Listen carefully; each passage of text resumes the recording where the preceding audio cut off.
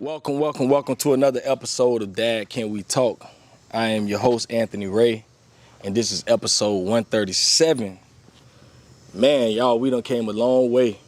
I know y'all probably been thinking, I've been a little all over the place lately, man. The episodes have not been coming as fast as they usually come.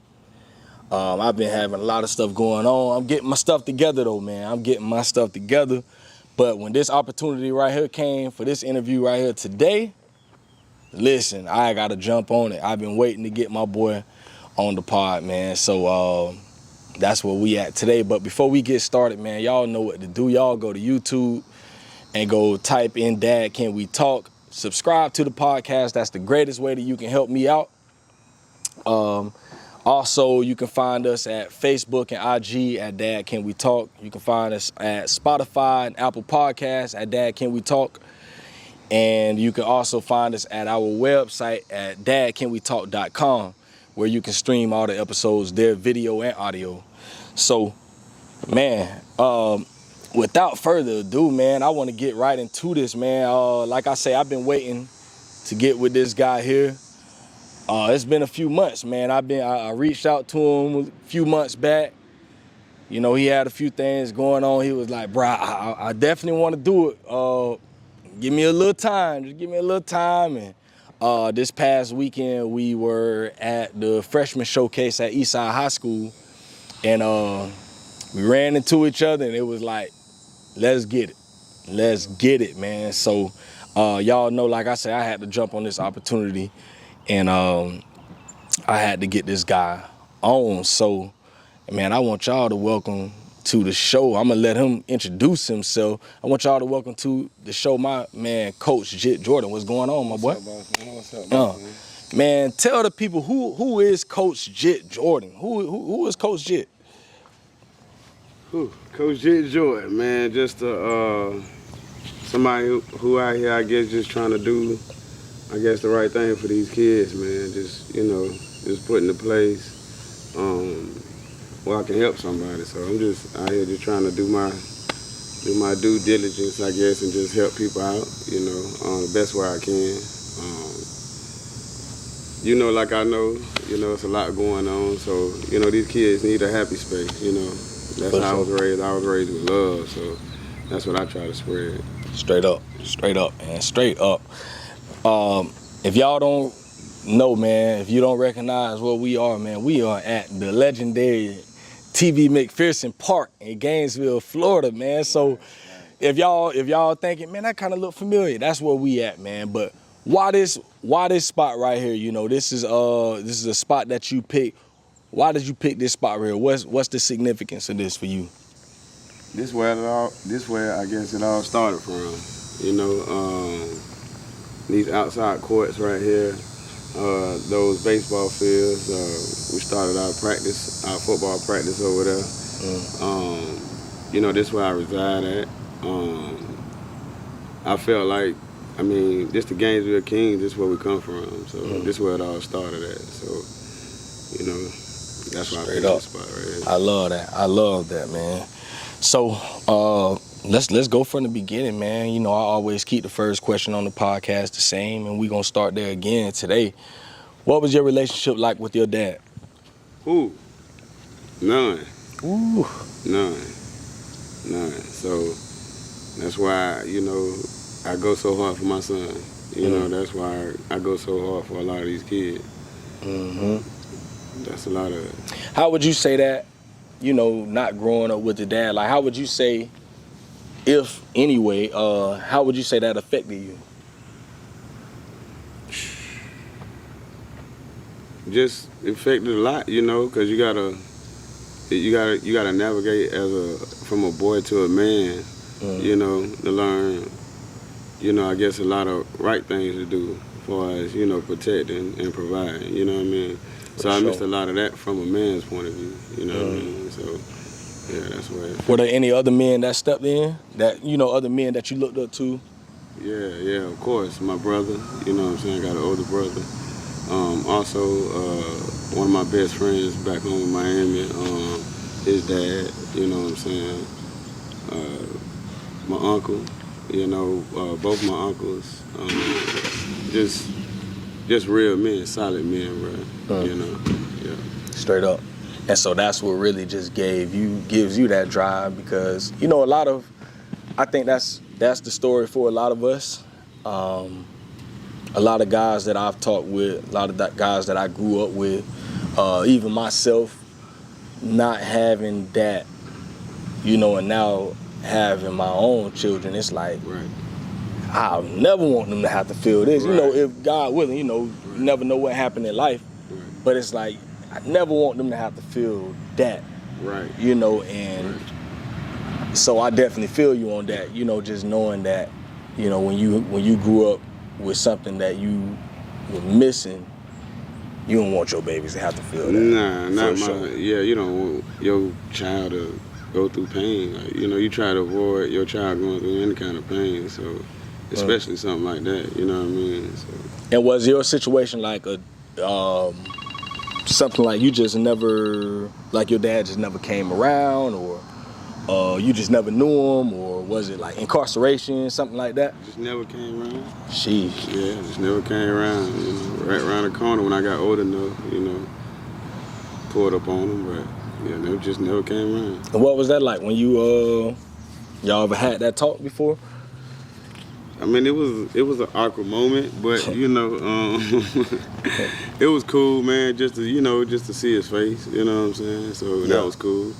But just to know he's somebody I never want to be, like, you know what I'm saying. So that's a lot of motivation into raising my son. Straight up. Yeah.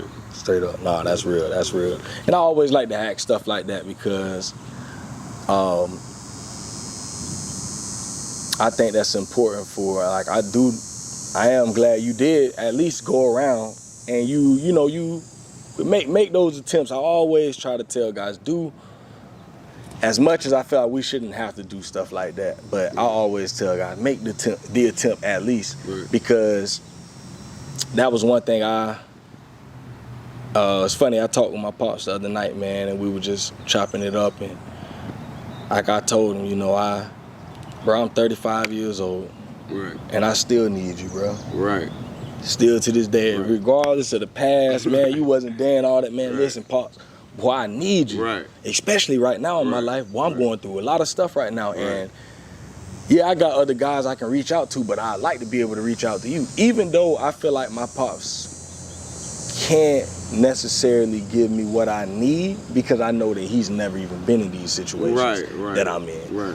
But just sometimes just to hear his voice, you know, just to hear him say, man, son, I'm proud of you. You can take something away from it. I can take something away from it, boy. And you know, even if that's all I take from it, that, man, my pop said he proud of me. Sometimes that, for me, being a 35-year-old married man with 3 kids, that's all you need to hear. sometimes, but that's all I need to hear. That's cool with that. That's For cool. real. That's cool with that. Yeah, man. So, you know, and I stay on him about that, you know, and he does do that. Just over the years, I think he's come around, and he's always telling me, you know, that he feels bad for not being there. And I'm just like, man, it is what it is, bro. I ain't holding that against you, bro. Right. You know, especially with me knowing his situation nowadays, as I've gotten older, I'm like, I get it, bro. I don't agree with it, but I do get it, my boy. Right. I do. You had a lot of stuff up against you, bro. Yeah. You probably could have done better, but something different, bro. You ain't have nobody in your corner telling you that, bro. So, yeah, that's why I like to go into those conversations, because I think that our relationships with our dad, I think, has a lot to do. A lot of times, the reason why we go as hard as we go. Right. For real. You right. Right on that. For real. So, how many kids do you have altogether? 1. One. So you just got one. You one and out. Yeah. One and out. Yeah, I'm scared. Yeah. I'm scared. Too expensive, boy. Too expensive. Listen, you ain't lying, boy. Yeah. God, dog. Yeah. Cause boy, these 3 I got right now, it ain't no joke, man. $3,000 a Christmas, boy. No. Boy, listen. No, not these days. No. Yeah, it's real. So what you got? You got a boy, right? Yeah. How old? Yeah. 16. Well, be 16 in January. Okay, 16. So okay, you 16 years in the game, man. And two-step kids. And two-step kids, yeah. okay. What would you say has been the greatest challenge that you faced in these last 16 years of being in this fatherhood game? Just keeping them safe. Just keeping his mind focused on, being a man. Just letting him know,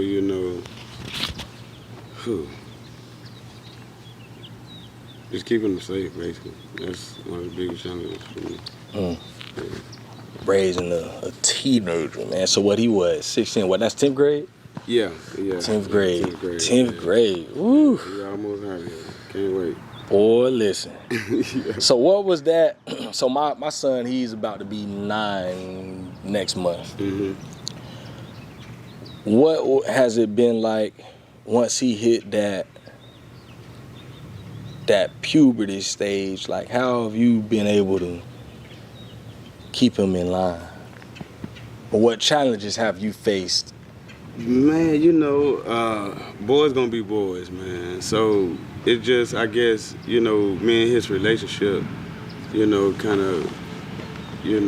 of make it easier, because he a good dude, he a good kid. So it kind of make the whole situation, a little bit easier, you know what I'm saying? So he kind of listened to my advice and, doing the right thing.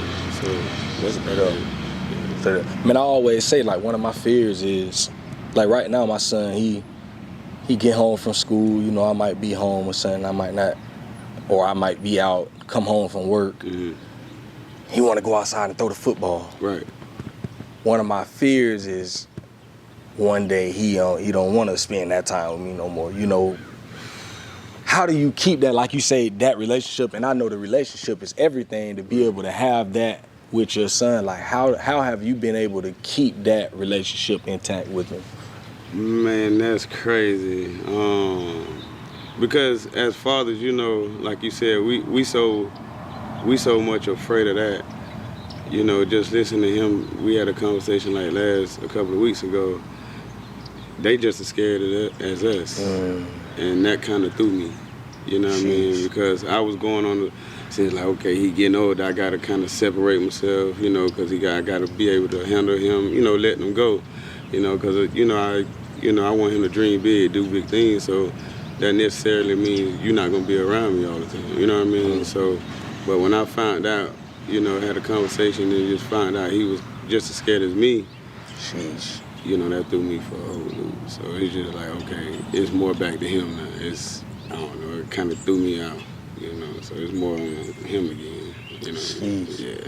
No, that's deep, man. That's deep. It threw me off. That's deep. And man, and like I say, I just think, as he getting older, I'm just like, man, I was talking with one of my guys yesterday, and I was telling him how, like,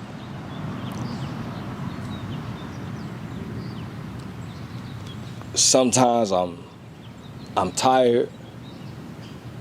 I've been working all night. I'm literally just tired, bruh. And that's not just physically, just mentally. We got a lot of stuff going on at home.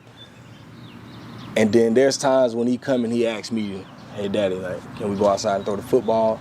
As much as I don't want to do it at times, because I'm just, like I say, I'm so drained, I still got to find that strength, because I'm like, I don't want to just be like, nah, I can't do it, bro. Or sometimes I do tell him, give me 10 minutes. Right. Go ahead and take a breather. Give me 10 minutes real quick, bro.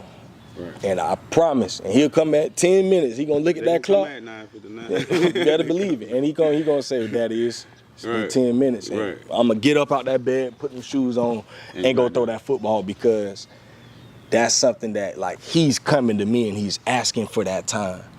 He's putting his bid in, and I'm like, I can't do nothing but respect that. And give it back to him. And give that to him, because, I'm the person he looks to. He ain't looking to mommy for that. Right. He looking to daddy. Yeah, he come to daddy to throw that football. He know not to go ask mommy about throwing no football, So when it's daddy time, I come home, and that's just something that's sometimes, man, as difficult as it is, I'm always encouraging dads, to continue to spend that time, especially when they're little like that and they're growing up. Right. Because I've heard stories of teens getting to the point to where they feel like they can't talk to you no more, feel like they can't come to you anymore. Have you ever experienced anything like that where he's may have gotten into something or done something that he felt like might not have been to your approval, and he had a hard time coming to you? Yeah, just boys being boys, man. That's what I call it. I mean, all us had our doubts, but, as a father, you just gotta, like I just reassure him, like, I got your back no matter what you did. You know what I'm saying? Whether it's right or wrong, you know what I'm saying? I'm like, you know what you did wrong. You know what I'm saying? Talk. But we still gotta figure out a way out of that because you still gotta live. So you gotta be honest with me. Like, so that just me. I mean, just boys being a boy, look your dad in the face and lie, you know what I'm saying? That type of stuff. So go through all that, man. Ain't no different, man. And it just showed me human too, because I got a good kid, so in my eyes, you know what I'm saying? So to see him mess up and you know what I'm saying, hey man, you all right, bam, get back in line. Ain't nobody perfect. So straight up. It's like now we got stuff to do. All right, get past that. So that's how I handle that. So. Straight up.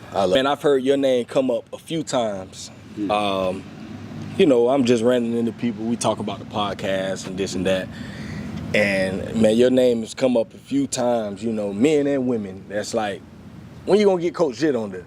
And I'm like, man, listen, it's coming. It's coming, man. And one thing that I always hear is you are about the kids, man. Right.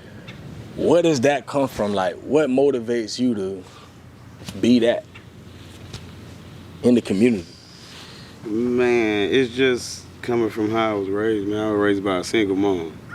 So I just take that and apply that to how I was raised. Like, I ain't had a certain things, you know what I'm saying? So I'm grown now, so me able to help a kid out to get something I figure he probably won't never have, or you know what I'm saying? I can help that. Like, so that's my whole big thing about it.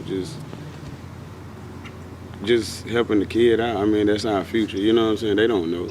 You know what I mean? And the challenges like these kids got to go through, we all had to go through the same thing. So why leave them in that position? You know what I'm saying? So that's where I'm at. Like they need more. And as a growing up, as a father. Not just about my son, but about the whole community, because my son gotta live with these kids. So, like, when we leave, when it's our turn to leave, like, we still want our kids. I mean, that's what it's all about, as far as being a father. Like, we still want our community to be safe for our kids, like, enjoy their life, you know what I mean? Like, I had a good childhood. It wasn't the best, you know what I'm saying? But as far as having fun and enjoying life, I had that part. So it's just like, and back then our parents tried not to, my mom did a good job of like hiding the struggles, you know what I'm saying? Yeah. You know what I'm saying? Real so talk. like when it comes to Christmas, it's looking like we don't have nothing, but then Christmas all of a sudden there, you know what I mean? So she did a great job in like hiding the struggle. So it's just like me doing this sports, like just take away, our kids got real issues still. So these hour and a half to 2 hours you with Coach Jit, hey, we're going to have fun. We're going to be in Disney World. You know what I'm saying? So when you go back home, I already know what you got to go back home to. So, it's just that. But just, and also letting them know, hey, when you get older, you can change your environment. So that'd be the main thing. Just letting them know it's a life beyond this. Real talk. Man, I got so much respect for you and what you're doing, because, boy, listen, 2016, 2017-ish, man, I was already doing a lot of community work, doing a lot of mentoring and all this. And one day I got this idea. I said, man, bro, I'm gonna start a basketball organization. Man, listen to me, bro. Listen, bro. Man, listen, I came up with I had a little logo made for me. I had no care, I had everything together. Right.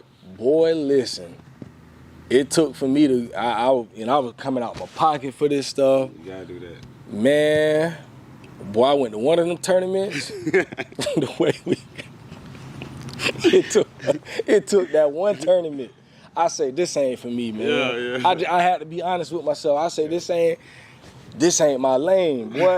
And that ever since then, that's given me so much more respect for people that actually do it. Because, you know, on the outside looking in, you just see the organization. You see what the coaches doing, the kids doing, and that's all you see. But when you actually understand the ins and outs of it, I was like, oh, nah, I can't do this. No, I can't.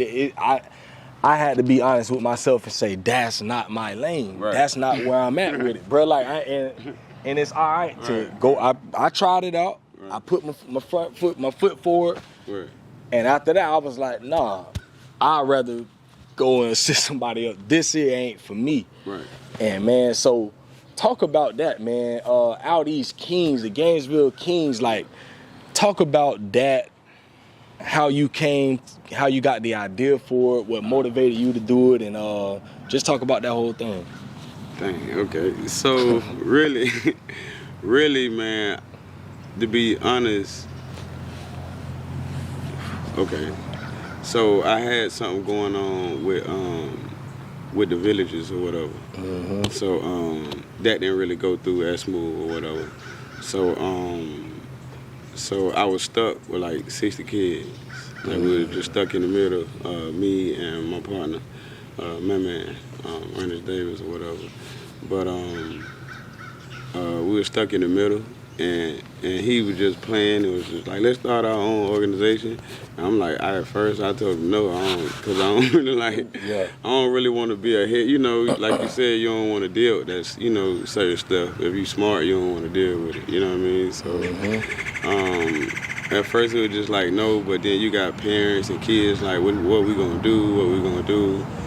So, the Kings part, of course, you know, that just, our boys, our men, you know what I'm saying? Our boys growing to men, you know, I just look at them as kings, you know what I mean? Myself as a king, so I just, you know, that's the way, you know, I guess the whole organization is really just as far as just putting that in every kid, every child, every boy that come through, like, you're a king, you're a queen, like, handle yourself in that fashion, so that's where all that kind of came in. Like, I really ain't want to do this, man. So that's why I know, you know, like, God got something to do with this, because I didn't really want to do this. And I'm not a religious person and nothing like that, but I got my own relationship. So, you know, so I was kind of just thrown in this. And so, like, you know, it just, like you said, spending your own money and just, like, you know, I just can't tell these kids no, man. That's what it is. Like, they get me every time I try to quit, man.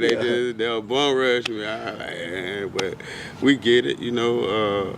It's well worth it at the end, you know, especially like seeing them kids happy and then you like, oh, John, you know, a kid tell you, man, I probably would have never did this if it wasn't for you. You know what I'm saying? I would have never been to these places if it wasn't for you. You know what I'm saying? So, not saying that's why I'm doing it, but I had somebody else do me like that. So, it was just, you know, why not pass it down? So, straight you know, up. like my homeboy dad, like he did pick me up, took me all places. I was kind of good when I was young, so my coaches came and got me. You know what I mean? So. And I just kind of relay that same thing to what I'm doing. Like, shit, kid called me, I'm going to get him, you know. Straight up. How long you been doing it? Who? About 18, 20 years now. Sheesh. Yeah. Deep in the game. Yeah. About 15, 20 years. Sheesh. Yeah. How many kids would you say you don't really have come through the program? Like, if you had to put a number on it, how many kids would you say have come through? Oh, come through the program? Yeah, come through the program. Who? Shoot, so we got 100. So I only been around basketball and football together. Maybe 500 to 1,000 right now. Sheesh. Real impact. Yeah. Real impact. Yeah. Every year we got four age groups. Straight. Yeah. Like that, man. I like that. And it's for the East, bro. Like I love that, bro. So I mean, you know, the whole Gainesville need it, but you know, these kids need books. It ain't just about sports, bro. These kids need books. You know what I'm saying? So it's a cover up. These kids need books. We need stuff for these kids. So that's basically, and I found out, like, you know, when I started this program, it's like I could do it this way, but you know, I ain't really asking y'all for nothing. I'm telling y'all what these kids need. So that's what it's really about. Like, my kids need this. If you know, we want our kids to succeed, like our kids need this. You know, our kids don't need used books. You know Straight up. Yeah. I was gonna actually go there with you and ask you that, like, over the years, you know, we hear a lot of chit chatter about what the youth not doing, what the youth doing, what people, you know, all this stuff, especially in East Gainesville. What would you say is one of the most pertinent things that the youth needs in East Gainesville? Like, what is it that these kids need? Just from your conversations and being around them, like, what would you say is one of the top things that these kids need in order for them to succeed? I'm gonna get in trouble for this, but for the grown-ups to grow up, man. Woo. I mean, said one. Yeah, I mean, we didn't know, we know now. Let's get to it. So that's basically what it is, man. They kids. They need us. That's how simple I make it. They need us. That's what they need. They need us. So we can't ask a kid, you know, we got people say, hey, you know, we need you to do this, we need you to do that, but what you doing? You know, so we can't keep asking these kids to do extra stuff, and we not putting in the extra work. So that's what they need us. Man, my boy just said one. He said he need the adults to grow up. Man, I see it all the time, bro. Yeah. You know, for years. Yeah. The things that these kids do, bro, they following right behind what they see us doing. Ain't nothing new. Ain't nothing new. Literally. Ain't nothing new. Ain't nothing new. So how can you blame them? Like, it's a direction. Like, you know, we got to put positive things out there. We put more positive things out there. That's what they're going to attract themselves to. We already got to battle everything else these kids see every day. So we got to put more and more positive stuff. You know what I'm saying? Somebody put something positive out, somebody clowning them. But if somebody put something dumb out, it's a million rating. They go viral. You know what I mean? So you just got to put more positive stuff out. That's it, man. So these kids can gravitate to that. You know what I mean? That's real. We all know what's going on. Man, how do you feel about this? So it's funny. I've been saying this for years, but I always just thought maybe it was me thinking this. But I seen my boy post on Facebook about this last night. He was talking about the MLK Center, and he was saying that he was just asking, like, what is it about them that makes them close at 3 o'clock in the day on a weekday? And for years I've been saying, especially since they opened up Legacy in Alachua, and so I live in Newberry, so I'm a frequent user of Legacy. Like, I go out there, I go play, my kids go out there and go run around, and it's always open to the public. You know, every now and then, yeah, they do have different things going on, but they give us, you know, the opportunity. You know, we want to go play basketball. They know that they got volleyball coming up. They'll keep the gym open till 4:30, 5 o'clock. Let you come in there and play, whatever, but then you got to go. Right. Every now and then for a week, they might have a clothes thing out there, whatever. Right. But for the most part, Legacy is open to these high school kids, middle school kids in Alachua get out of school. They at Legacy, bro. Right. They can go there. They can go there. Man, ever since I was a jit, we've been having a problem with not being able to have open gym at the MLK, you know, and for years I thought they had been stopped it. And then sometime earlier this year, I was talking with a cat. He was like, yeah, man, we be balling at the MLK. I was like, at the K? He was like, yeah, at 12 o'clock. I'm like, 12 o'clock, like PM? He was like, yeah. I'm like, that's a weird time for the gym to be open. I said, when it be closing? He said, like, at 3. And in my mind, I'm thinking to myself, how does that help, bro? Like, how, bro, you East Gainesville, bro. You the only gym we got in the East. How are you closing that 3? And it's just beyond me, you know. And I think this would be something that I would love to talk with Mr. Dwight Jackson about if me and him ever get together on the podcast, because that's something that I need to know. Like, what is going on? Like, it's so it's just like, it's simple, dog. It's simple. Like, just scared of the kids. You just scared of the kids. Like, I don't understand it. You know what I mean? 3 o'clock, that's when the kids get out. all right. It's just that simple. You know what I mean? They keep it up for the older guys to go in there. And they've been doing that for years. So at some point, you know, we got to give these kids something to do. You know what I mean? And another thing, to be fair to them, they probably just don't have the help. You know what I mean? So we don't know that part of it too. You know what I mean? But as far as that, man, it's just, you know, everybody scared to do something because they think the kid's gonna do this and do that. So so what we do is shut down the whole city. So what you expect the kids to do?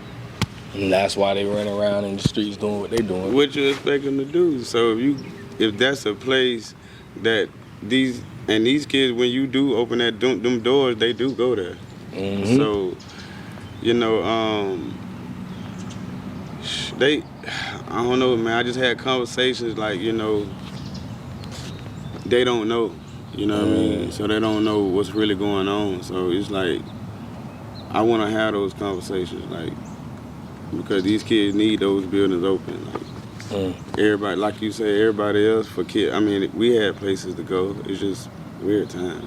It's crazy. Man, Mr. Dwight Jackson, man, I promise I would love, you know, me and you already had a conversation before. That's a cool dude. And I'm gonna try to make that happen by in the next few months, man. I got to get with Mr. Dwight Jackson because I do want to give him the opportunity to, you know, because I'm sure there's some things on their side that we like you said, we might not know. We know. We might not know. So it's just all about, it's at some point we got to start, like they always say, we got to have those real conversations. You know what I mean? Like, we so separated. When I mean the adults, I mean just the people running the stuff too. You know, they got to grow up in a sense too. Like, it's not that way no more. Like, we got to change. Like, we got to give these kids more opportunities. Like, dancing. You know, our girls need more. They need a lot more. You know what I'm saying? We depending on them to raise their kids, you know what I'm saying, to keep this thing going. So they got to know how to think, move, and walk and talk the same way we get on these boys. We need stuff for these girls too. Like I'm from, you know, my city, Miami, like we got different stuff. Of course, we got the craziness like every other city, but, you know, they got things like the dance clubs and you know what I'm saying, but the grown-ups, we got to get back, we got to provide that for those kids, man. So. All fall back on us, man. Right. As the adults, it falls back on us for sure. Gainesville, man, we got to do a better job. That's it. You know, I just think we have it in us. You know, we have too many great leaders in this city. Way too many. I know, and that's one thing I know there's some people that be like, ain't nobody out here doing nothing in Gainesville. I hear that stuff. That's what. Like, even, you know, what you got going on, I was like, you need to promote it. See, that's what's going on. Like, it's a lot of people around here doing stuff. Too many. But we not putting it out. It's a lot of small business owners around here. It's a lot of people doing positive stuff. But the negative stuff just outweighing it right now. Yeah. So that's what I mean. We got to figure out how to spin that. You know what I mean? We just got to figure a way how to spin that, because a lot of people is doing a lot of stuff around here. We're just not paying attention to it. Straight up. You know what I mean? We just got to put more of the positive stuff out here. All that, I got time. At all, man. At all. So what do you see, what do you want to take Gainesville Kings? Like, where do you, in the next 5 years, like, what are some of your goals for the organization? just to be in 5 years, we should be giving scholarship to our kids to get to college. So that's one of the end goals, you know what I mean? But making sure these kids are known, like when you come through this program, you know on a national level, you know, like the kids that we got now, they put in the work, they laid like the foundation for the rest of the kids to come and just put the work in, you know what I mean? And so the next 5 years, if we just keep building on these last 4 years, yeah, we should be in a spot to where, you know, our kid, we can help our kids a lot more than what we doing. Real talk. The 352 rankings, Rising Stars Freshman Showcase last weekend, Eastside High School, man. What were your thoughts? You were one of the coaches there. Who were some of the standout players there at the event, and what was your overall thoughts on the event? Something need to be done, man. Like our kids, like we depend on too many outsiders to do for us in Gainesville. Like it need to be done. Like we need more of that. You know what I mean? Like our kids need to come at each other. You know, that'll make each other better. Like it need to be done. Being in there, just seeing everybody, seeing you. You know what I mean? Coach Terry, the referee Terry, coming out there talking. Some of the coaches, you know, all the coaches that was in there, like, and everybody, and it was just like a good vibe. The parents, you know, the parents talking trash to the coaches, but it wasn't no craziness. It was like everybody having fun, you know what I mean? So, and when I enter a game, that's all I'm about, just having fun, man. So I coach and act crazy, but I just be having fun because I love the game. It comes from me loving the game. I always had fun loving, you know, playing the game. So, and being in that atmosphere at Eastside, you know what I'm saying? Where it's supposed to, you know, but it just, I mean, that was much needed for me. Straight up. Yeah. Who are some of those standout? Some standout players that you saw? Man, little dude, point guard from Ocala. Yeah, the big dude, I don't really know their names. I heard the one cat from Vanguard went off. That's him. The big, I think his name was Michael Jackson. Yeah, Michael Jackson. Yes, he was pretty good. That was a cool name too. Michael Jackson. Michael Jackson. I was like, Michael Jackson for real? Okay. So yeah, Michael Jackson, he did real good. It was a number 45, another big dude. I liked him. He did real. His effort gonna get him a long ways. There's a couple guards we got. Vanguard. I think the dude was from like Lake Butler, got a little shooter that was in there. I think his name was Carter. Yeah. I talked they got a little shooter. Eastside had a bunch. I don't remember their names, but we had some good talent in there, man, and that's what I've been bragging on. You know, you got Quan from Eastside. He like a real dog, man. And he out there just getting better and better. Jermaine, he getting better. Those some of the kids that been around. Javion, he's stepping up. Love that boy. Yeah, he play at Eastside. That's, you know, he's stepping into his game, more into his game now. Mari Ray, just being a leader, you know what I mean? Casey, little Casey Randall, he was there. All those were like sophomores, but they actually like had fun playing with those ninth graders, and that was kind of cool too, to kind of put them boys together, and you know, like get a night. And I told them, you know, don't play around with these boys, like play with them for real, because you want to see what they, you know, they want to see how they is, you know, how good they are compared to y'all. So, you know, I think that was a good little spin-off in there, you know, just put the older group in there.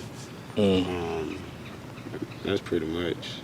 Shout out to 352 rankings, man. Big Bro, sure. Kid Ray, Ron Ray, and CJ Carl James, man. Y'all boys keep doing what you're doing. You know, we already talked, but definitely keep doing that for the city, man. That is much needed, for sure. Again and again.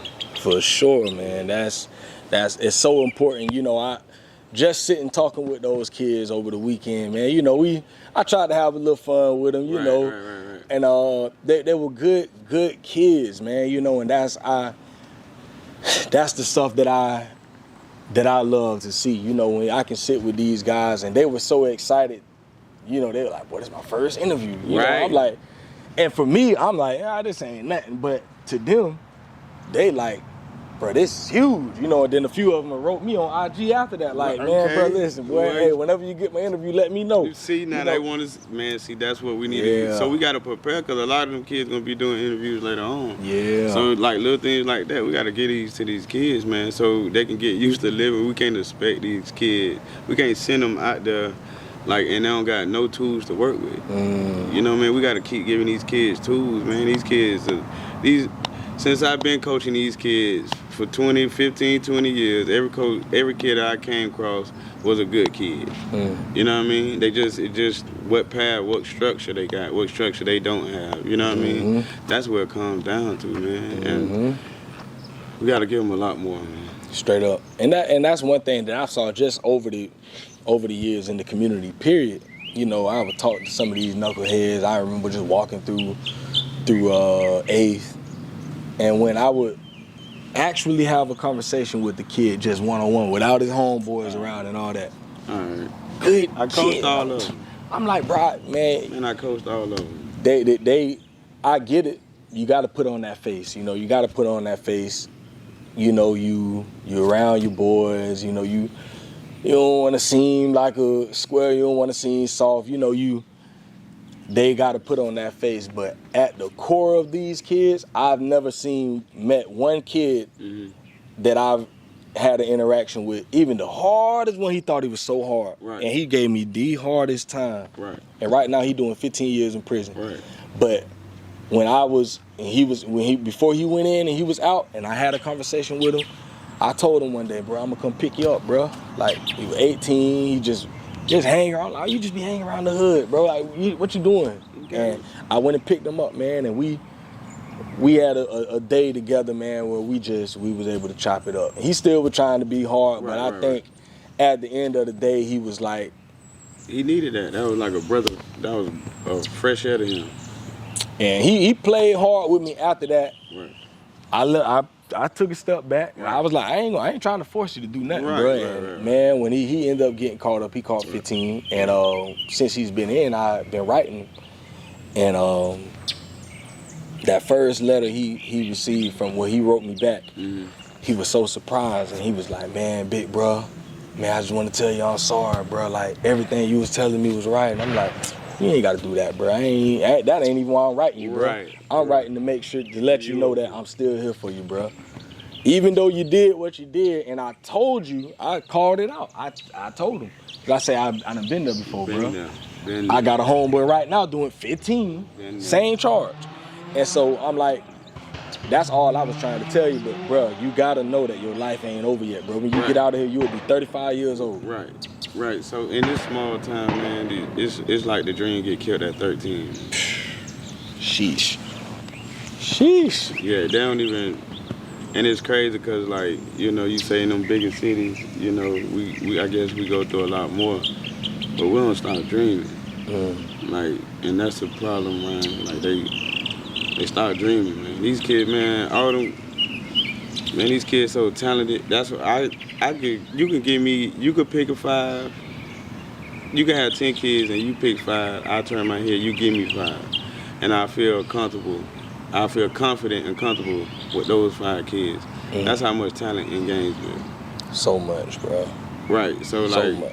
I brag on my kids all the time. Like, since I started, bro, I could take these kids across the country and win just off their talent.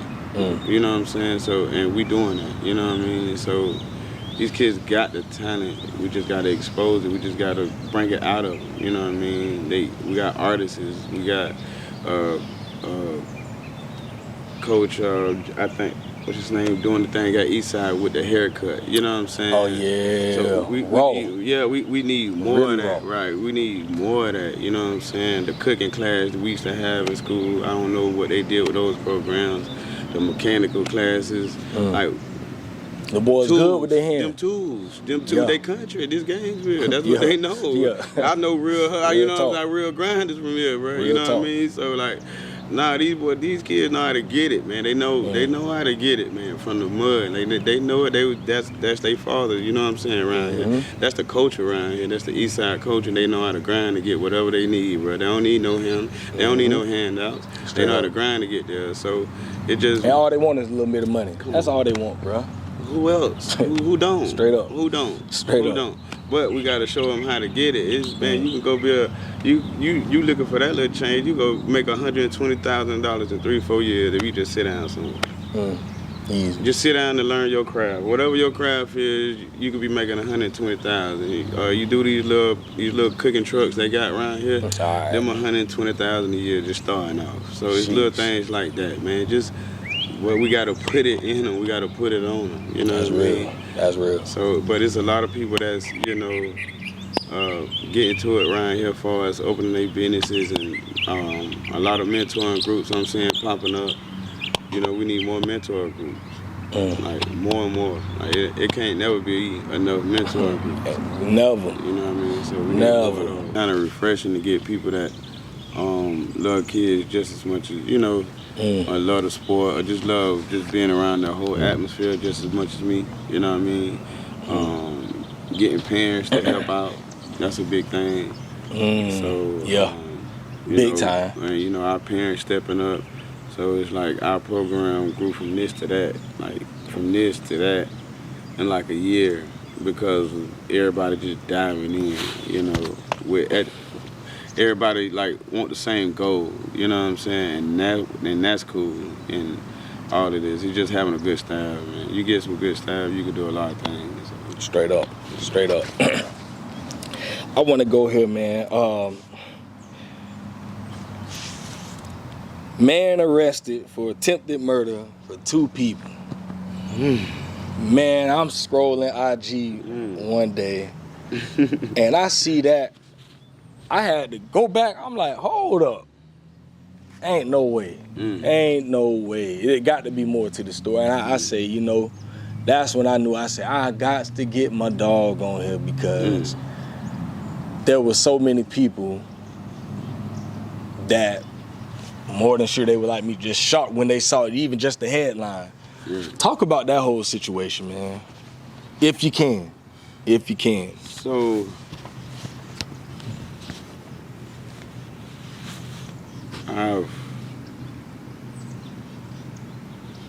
I've learned from that situation, it's a lot of innocent people in jail, in prison.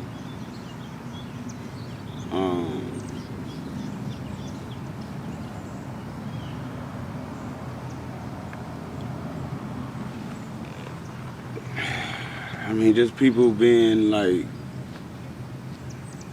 just everybody, everybody want to be the bully these days. So it was like, I'm coming to you I'm coming to you with respect. I see it's finna turn sideways, so I'm just trying to avoid the situation. You know what I mean? So, and then I guess whatever you've been through in your life, I guess you feel like I wouldn't retaliate or I wouldn't, I don't know how you could think that, you know what I mean?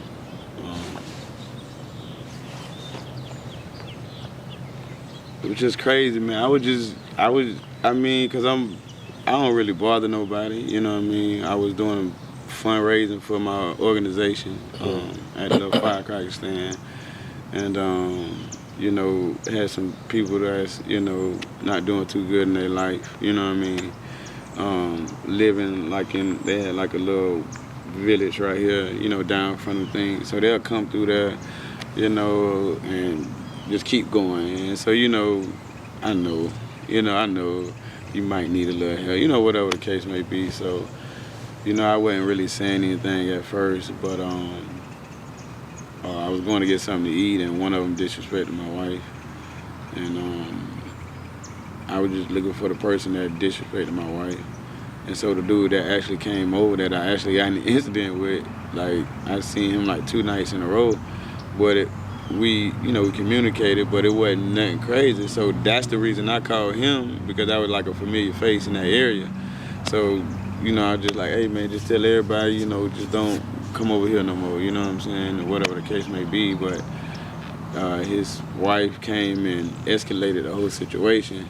And, women come and get me loud, and I don't talk to women, bruh. So I'm like, I'm finna go.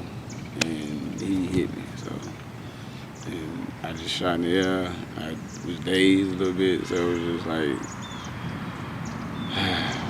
and then when the people came, of course, I already knew how the situation was gonna go at that second.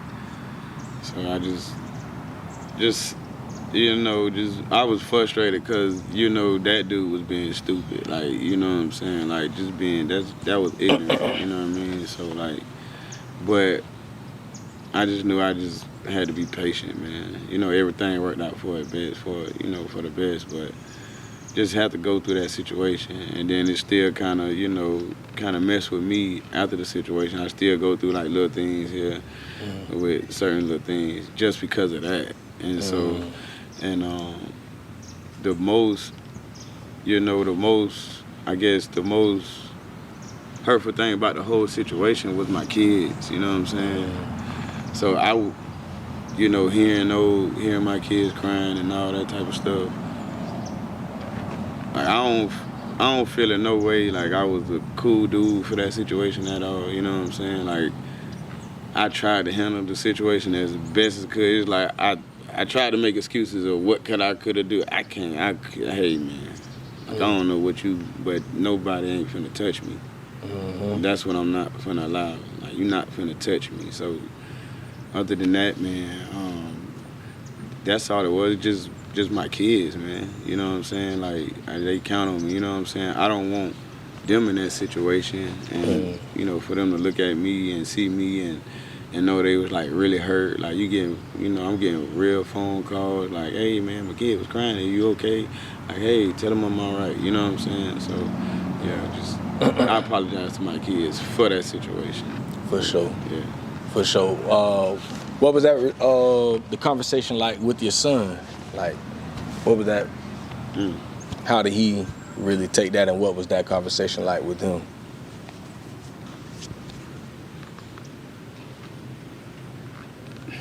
So, that conversation like going to your mama when you was in trouble in school. You know what I mean? Yeah.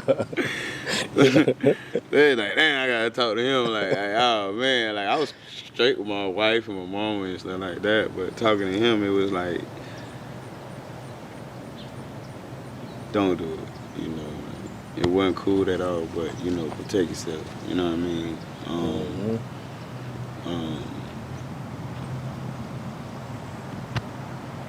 At the end of the day, I teach my son, you gotta stand. You gotta stand for something. You gotta be a man in any situation. You know what I'm saying? Whatever the outcome is, you just gotta deal with it. So, having that conversation with him, I used to always tell her, make sure you take care of your mama. You take care of your mama because your daddy gonna tweak out. But now when it really happened, it's like, nah. You know what I mean? Like, but at the same time, like, protect yourself. You know what I mean? Because the world crazy. Like, man, can you talk about the experience? What was it like losing a player? That's never. I mean, I know how tough it is just on a parent, period, to lose a child, and. I mean, I don't know how hard it is by experience, but I can only imagine what that's like. And what was that like for you to lose a child, a young man that was a part of your program? How did you deal with that, and how were you able to walk through that with the other kids in the program, and also dealing with that with the parents? Man, that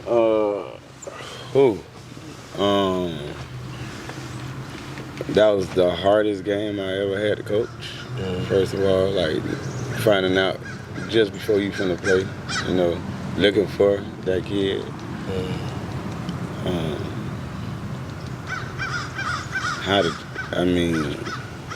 You know, I treat all these kids like they my son, so,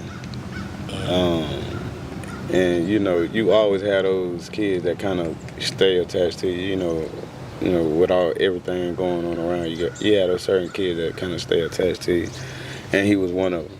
You know what I mean? So, and it was just like, he was just getting it. You know what I mean? Like he was just getting it, as far as, you know, he ready to go to the next level. That was like one of the hardest games I ever had to coach. You know, crying in the middle of the game, coaching. But just being there for my kids, you know, the rest of the kids. Just seeing their strength, you know what I'm saying? Shit, they was, to be honest with you, they were stronger than me, you know what I mean? They kind of, I mean, they didn't stop like one tournament. I mean, everything they said they was gonna do, they did it, you know what I'm saying? They, you know, I was just kind of explaining to them, you know, this why we doing this, you know what I'm saying? So instead of like putting a bad spin on his name, let's make it positive, you know, let's win some games, and let's you know, and it kind of showed them that, it kind of showed the rest of my kids that anytime they put their mind or set a goal, they can do it, you know what I'm saying? And so that was like going through that whole process, watching these kids like never fold, you know what I'm saying? That was speechless. Like, you can't beat that. Sheesh. Like I done played sports and coached sports a lot of years, and that was probably like my worst, best year, you know what I mean? It was crazy. Like, it was crazy last year. Sheesh. Yeah. Man, well, like I always say, bro, that's why I give so much respect to the coaches, you know, to people that's really dealing with these kids, because that's a tough situation. Like I say, from experience, I've never had to deal with something like that, but I can only imagine, you know, you got these kids that you must rally and galvanize these guys to get ready to go and, you know, keep their mind right and continue to stay focused. But you got this situation over here, and it's like, Brad, that ain't going away. That don't just, you know. And so to be able to keep going and to persevere, I know that has to be tough. And I just, like I say, man, nothing but respect for situations like that, because, you know, you are someone that they look to, you know, or to sure a lot of these young men, they, like you say, you treat them like they're your sons, and a lot of them probably look to you as a father figure, like, who else I'm gonna talk to, like, outside of Coach Jit, like, I ain't got nobody else I can really talk with or count on to really be there. And so that's how you're looked at. And so to go through a situation like that, you know, and these aren't even your children, but that's how you look at it. Yeah. Like, that's tough, bro. Yeah, that situation make you want to just throw it all away, just quit, bro. But like I said, them kids keep me going, dog. So them other kids really, man, them some tough kids. It's real. Yeah. Tough. I got one more for you, man. If you could go back and talk with the 18-year-old version of yourself, knowing everything you know right now, and y'all could sit down the way that you and I are doing right now, man, what advice, if you could give him one piece of advice, what would you say to him? Do what you know to do. Do what you know to do. Don't think about it. Do what you know to do. That's a good question. That's a good question. Yeah, do what you know to do. Do what you know to do. That's real, boy. Yeah, because, you know, a lot of us miss out because of the fear of what we don't, you know. We know it's right there. We got the vision. God gave us a vision, but, you know, we go straight and do something else, you know what I mean? And then you got to come right back to where God had you at in the first place. So go ahead and just go there first. Boy, that's advice for 35-year-old me, but God. Just go there first, man. Like, you know what you want to hang out and party. Sheesh. You know you supposed to be over there. So, yeah, just do what you know to do, man. Yeah. Man, that's some advice all of us can use right now. More than sure some of us right now, 25, 26, 38, 48, 35, do what you know you need to do. Just go ahead and do it. Just go ahead and do it. Because a lot of times we try and take those shortcuts thinking that we going to get over.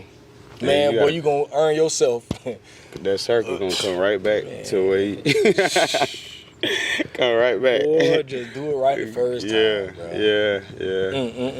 And that's something that I always teach my kids, man. Right. I'm like, Right. bro, I'm trying to have y'all help y'all do this stuff. If you do what I ask right now, bro, I promise it'll take you 5 minutes. You ain't got to do. I promise. But you want to take this to a whole 30, 35 minutes. All right. Well, you still got to do it. And it's still going to be right there. So just do it the first time, and I promise you going to be good and I'm going to be good. Right. You ain't going to have to hear me talk no more about it. Right. And it'll be done on your side. You can go on and do whatever it is the that next you thing. want. Right. Hey, Boy. kids go there, boys gonna be boys. Man, listen. It's wild. But and then I get on them about that, and then God always bring it back to me. And I talk about how hard-headed them jokers be. And then God say, boy, you just as hard-headed. All right. I've been trying to tell you to do X, Y, and Z for how many years, and you still ain't. And you wondering why you continue to have these challenges and these hurdles in front of you. Right. Because you think you're going to skip that over there. No, you can't. Yeah, you going to have to go jump over you that. got to go work straight through that. Right? Yeah, you got to figure a way around. Over top, ain't no going around it. Straight up, bro. Yeah, you got to go through that wall. Straight up. Yeah. Man, listen, bro, it was definitely an honor to just sit and chop it up with you, man. This was something I needed. You know, I always say, Dad, can we talk for everybody else? I put it out there for everybody, but man, this for me. You know, like I need stuff like this. I need these conversations. I need this type of knowledge, wisdom. I need to hear those stories, you know, because it helps recalibrate my mind on things I need. Sometimes there's things that said that I need to hear currently right now, man. Right. So, well, I appreciate you, bro. Yeah, man. All these Gainesville, man. Gainesville, 352. We got the talent. We got it. Yes, sir. Yes, sir. Man, appreciate everything, man. Oh, yeah. Appreciate it, Doctor. Man, keep doing what you're doing, man. Stay focused and stay busy, man. For sure. Yeah. Yes, sir. Appreciate it. Well, for all the listeners out there, man, y'all continue to stay tuned. Tell the people where they can find you if anyone wants to be a part of the program, and tell them where they can find your social medias and all that. Right. We got Facebook. We also got Twitter. IG, we're all over. We got our online account, the website. OGKKingsports.com. Okay. Y'all can go there and look us up. We all over media. We got that department working. So yeah, y'all can find us everywhere, man.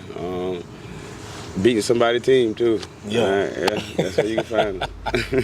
Find my boys beating some team. And having fun. Yes, sir.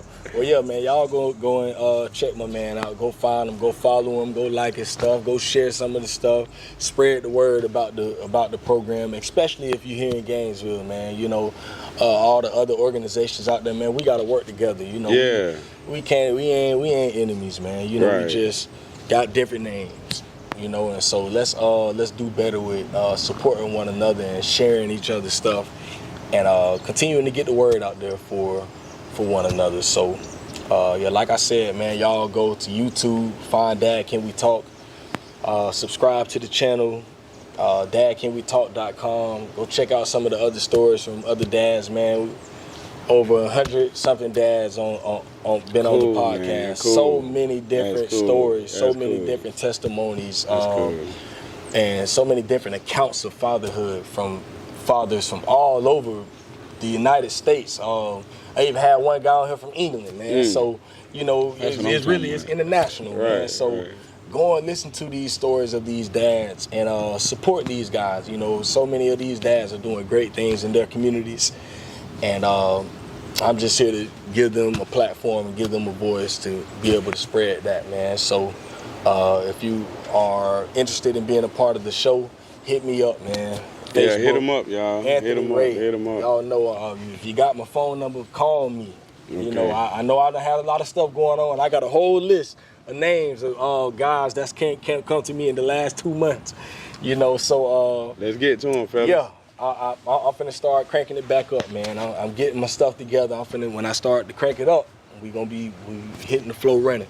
Okay. So y'all continue to look forward to more interviews coming soon.